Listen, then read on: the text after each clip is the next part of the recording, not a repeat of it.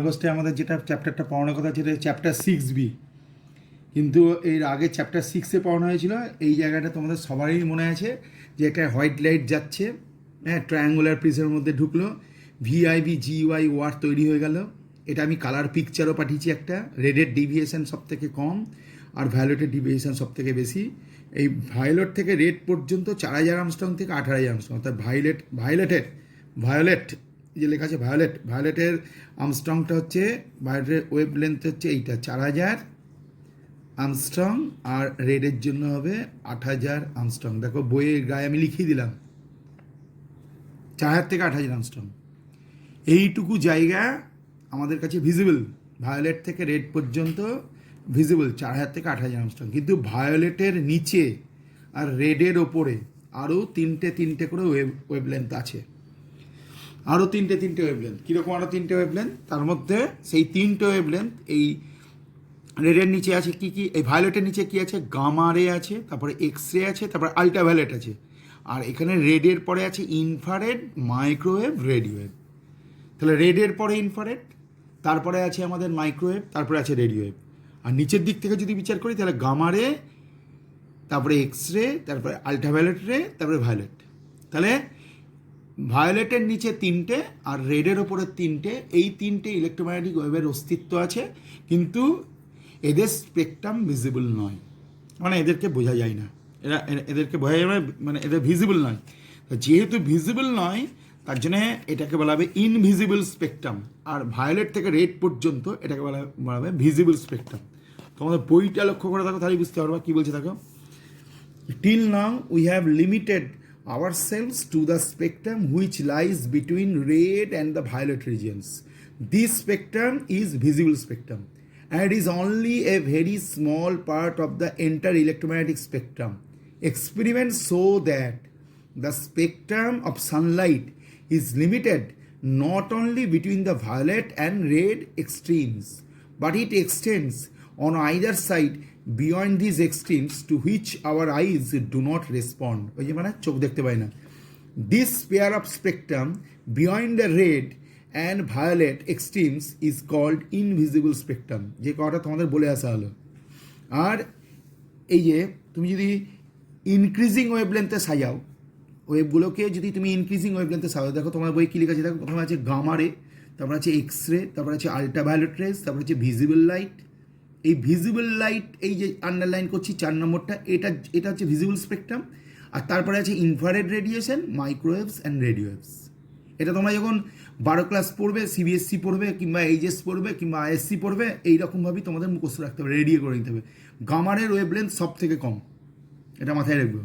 R these electromagnetic waves are of different wavelengths, but they have properties similar to the light waves. Each wave travels with same speed equals 3 into 10 to the 8 meter per second in vacuum or air. তাহলে প্রত্যেকটার wavelength আলাদা। মিলটা কোথায় রয়েছে? In vacuum অথবা এয়ারে এদের velocity কত হয়? 3 into 10 to the 8, 3 into 10 to the 8 metre per second. এবং এদের স্পিড যদি সি হয়, ফ্রিকোয়েন্সি যদি এফ হয়, ওয়েভলেন্থ যদি ল্যামডা হয়, তাহলে 6.2 equation, C is equal to F lambda. মনে রাখতে হবে, C is equal to F lambda. তারপরে তুমি যদি ওয়েভলেন্থের কথা চিন্তা করো, তুমি ভালো করে লক্ষ্য করে দেখো, গামারেজ, দেখো তোমাদের বইয়ে কী আছে? Approximate ranges of wavelength and frequency লেখা আছে। তুমি ওয়েভলেন্থটা মনে রাখো, ফ্রিকোয়েন্সি তুমি বের করে দিতে পারবে। C is equal to F lambda, F is equal to C by lambda, বসাতে পারলেই হয়ে যাবে। গামারেজের ওয়েভলেন্থ কী বলছে দেখো? শর্টার দ্যান 0.1 আমস্ট্রং, অর্থাৎ গামারের ওয়েভলেন্থ 0.1 আমস্ট্রং থেকে শর্টার। 2 নম্বরে দেখতে পাচ্ছ এক্স রে, 0.1 আমস্ট্রং থেকে 100 আমস্ট্রং, দেখো লাল কালি দিয়ে আছে, 0.1 আমস্ট্রং থেকে 100 আমস্ট্রং। তারপরে আল্ট্রাভায়োলেট 100 আমস্ট্রং টু 4000 আমস্ট্রং। তারপরে দেখো 4000 থেকে 8000 আমস্ট্রং। দেখো এখানে আমি লাল কালিটা দিইনি, এখানে আমি একটা অন্য কালি দিয়ে দিচ্ছি। এই জায়গাটা তুমি মনে রাখো, এখানে আমি তোমাদের অন্য কালি দিচ্ছি। এই যে 4000 টু 8000, হ্যাঁ, এটা কালারটা ইয়েলো করলাম, তোমরা পরে জানতে পারবে। ইয়েলো কালারটা চোখের পক্ষে খুবই সেন্সিটিভ, এইটা ইয়েলো কালার বুঝে। তাহলে 4000 মানে চোখ ভালো রেসপন্ড করে, ইয়েলো কালারের জন্য চোখটা ভালো রেসপন্ড করে। 4000 থেকে 8000 আমস্ট্রং হলো। তারপরে ইনফ্রারেড রেডিয়েশন, ইনফ্রারেড মানে রেডের পর, ইনফ্রা রেড মানে রেডের পর 8000 আমস্ট্রং। টু 10⁻7 আর্মস্ট্রং, দেখো 8000 থেকে 10⁻7 আর্মস্ট্রং, তারপর 10⁻7 থেকে 10⁻11 আর্মস্ট্রং, আর লাস্টে রেডিও ওয়েভস মোটামুটি দেখো কত বলেছে, 10⁻11 Armstrong, wave length above 10⁻11 Armstrong, এবং ল্যামডার ভ্যালু অতি অবশ্যই গ্রেটার দেন 10 মিটার।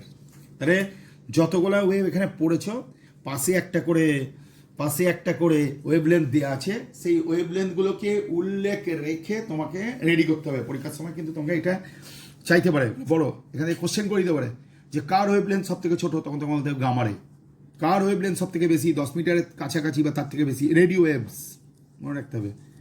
আর ব্যাকেটে মিটার মিলিমিটারের হিসাব রয়েছে, আমি আর্মস্ট্রং পরপর দেখিয়ে যাচ্ছি, বুঝতেই পারছো।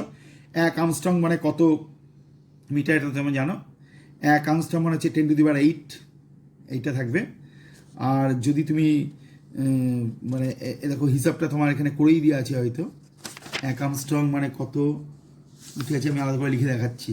যাই হোক, তাহলে বোঝা গেল যে এই কটা নাম তোমাদের রেডি করতে হবে। তাহলে প্রথমে রেডি করতে হবে visible spectrum, invisible spectrum, ready করে ফেললে ব্যাস হয়ে গেল।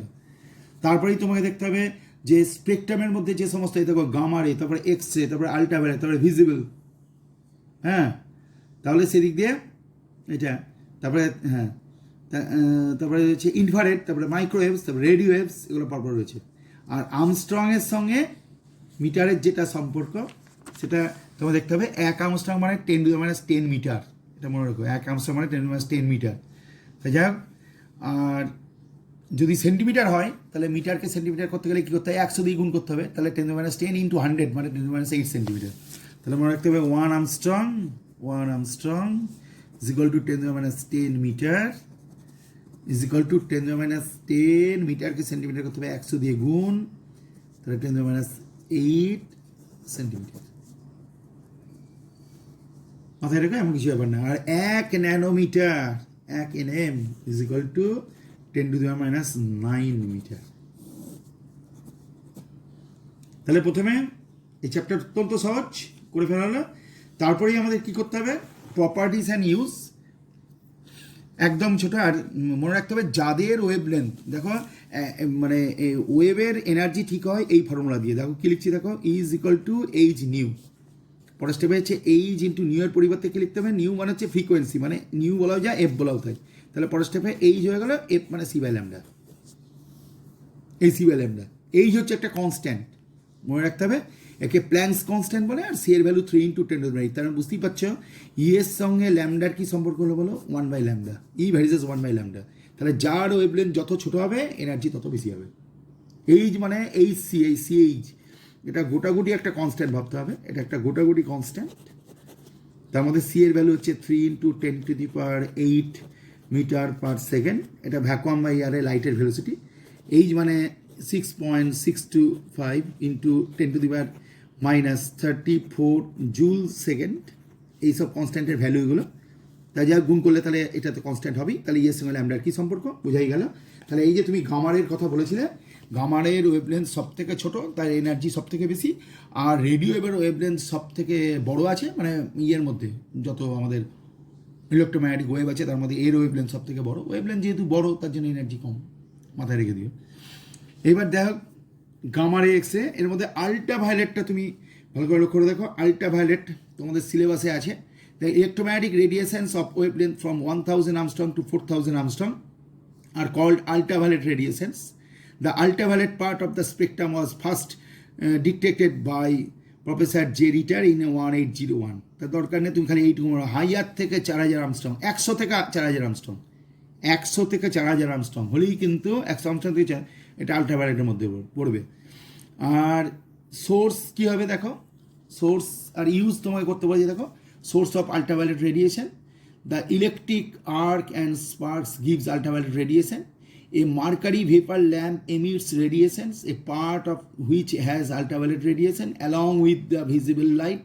Sun is also a source of ultraviolet radiation, but a large fraction of it is absorbed by the ozone layer. এখান থেকে কোশ্চেন দিতে পারে, in the upper atmosphere, which protects us from its harmful effect. তাহলে ozone layer আল্ট্রাভায়োলেটকে টেনে নেয়, মনে রাখতে হবে। আর প্রপার্টিজ অফ আল্ট্রাভায়োলেটের মধ্যে কিছু দেখতে হবে, যেমন ultraviolet can pass through quartz but they are absorbed by glass. Therefore, to obtain the ultraviolet spectrum from its source, a quartz prism is used instead of glass prism. Glass absorb হয়ে যায়. For the same reason, the ultraviolet bulbs have the envelope made of quartz instead of glass. Ultraviolet bulb যদি কেউ কাঁচের glass দিয়ে দেয় তাহলে কিন্তু কিছু লাইট বাড়াবে না, বরঞ্চ কোয়ার্টজ দিয়ে দিতে হবে। আর they produce fluorescence in striking a zinc sulfide screen. They obey the laws of reflection and refraction. They are usually scattered by the dust particles present in atmosphere. তাহলে আলট্রাভায়োলেট দেখো তোমাদের বই যে 3 নম্বরটা আছে সেটা কিন্তু মানে এটা তোমাদের সিলেবাসে আছে, এটা তোমাদের টানা দেখতে হবে। ডিটেকশন বাড়িতে একটু পড়তে পারো। তারপরে দেখো এখানে তোমার ইনফ্রারেডটা চলে আসবে। These are the electromagnetic waves of wavelength 8000 to 10⁷ angstrom, মনে রাখতে হবে। ডিটেকশান করতে পারো, ডিটেকশান ইনফ্রারেড মনে রাখতে হবে। ইনফ্রারেড হচ্ছে ওয়েভ হচ্ছে আমাদের শরীরে হিটের সেন্সেশন নিয়ে আসতে পারে, তাই এর নাম হচ্ছে হিট ওয়েভ, এরকম বলা যেতে পারে। ডিটেকশানে কী বলছে, if A thermometer having it's bulb blackened is moved from the violet end towards the red end and the spectrum of visible light, it is observed that there is a very slow rise in temperature, but when this thermometer is moved behind the red extremes, a rapid rise in temperature is noticed. It means that a part of spectrum behind the red extremes of this visible light has certain radiations which produce a strong heating effect. মাথায় রাখো। 3 নম্বর, the spectrum of infrared radiation is obtained by using a rock salt prism because the rock salt prism does not absorb the infrared radiations. Source হিসাবে পড়ে নেবে যে all red hot bodies such as heated iron ball, flame, fire, etc. এগুলা the sun is the natural source of infrared radiation। এখানে question দিতে পারে, natural source হিসেবে সান ভাবতে পারো। আর প্রপার্টির মধ্যে দেখো they are absorbed by glass but they pass through the rock salt. They are detected by their heating property using a blackened bulb thermometer. They are scattered less by the atmosphere. They are scattered less by the atmosphere because of their long wavelength. এবার hence they can penetrate deep in atmosphere even in fog. ইউজটা দেখবে, দেখো they are used in photography at night and also mist and fog because এই যে পড়ে দেওয়া হলো penetrate করতে পারে ইত্যাদি। আর they are used as signals during war as they are not visible and they are not absorb much in medium. তাহলে ইউজ তোমাদের পড়তে হবে, সোর্স তোমাদের পড়তে হবে, ডিটেকশান পড়তে হবে, মাত্র দুটো জিনিসের জন্য পড়তে হবে। দেখো এখানে যে টেবিলটা দিয়ে আছে এইটাও তুমি পড়তে পারো, এই কারণেই বলছি কারণ সিলেবাসের মধ্যে তোমাদের আল্ট্রাভায়োলেট আর ইনফ্রারেড রেডিয়েশনটা উল্লেখ আছে, আল্ট্রাভায়োলেট আর ইনফ্রারেড। তাহলে এই চ্যাপ্টারের মধ্যে তোমাকে কোন কোনগুলো পড়তে হবে, প্রথমেই দেখো ইলেকট্রোম্যাগনেটিক স্পেকট্রাম, দেখো 6.4 আর্টিকেল দিয়ে আছে এইটা।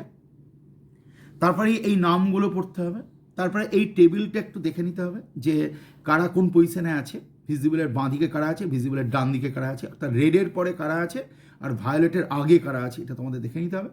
এই পোর্শনটা ইনভিজিবল, এই পোর্শনটা ইনভিজিবল স্পেকট্রাম, মানে আমাদের চোখ রেসপন্ড করছে না।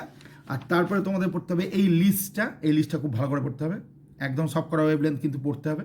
আর তাদের মধ্যে কী কী সিমিলারিটি আছে দেখো, প্রপার্টিজ কমন কী কী দেখো, this waves are deflected by the electric, মানে this waves are not deflected, not deflected by the electric and magnetic field, এটা পড়তে হবে। This waves are transverse waves এবং প্রত্যেকের ভেলোসিটি 3 × 10⁻⁷ মিটার/সেকেন্ড, এটা হচ্ছে তোমার এয়ার বা ভ্যাকুয়াম। আর electromagnetic waves do not require any material medium for their propagation. মনে রেখো এইটা প্রপার্টিজ কমন, এইটা তোমাদের সিলেবাসে আছে, রেডি করতে হবে।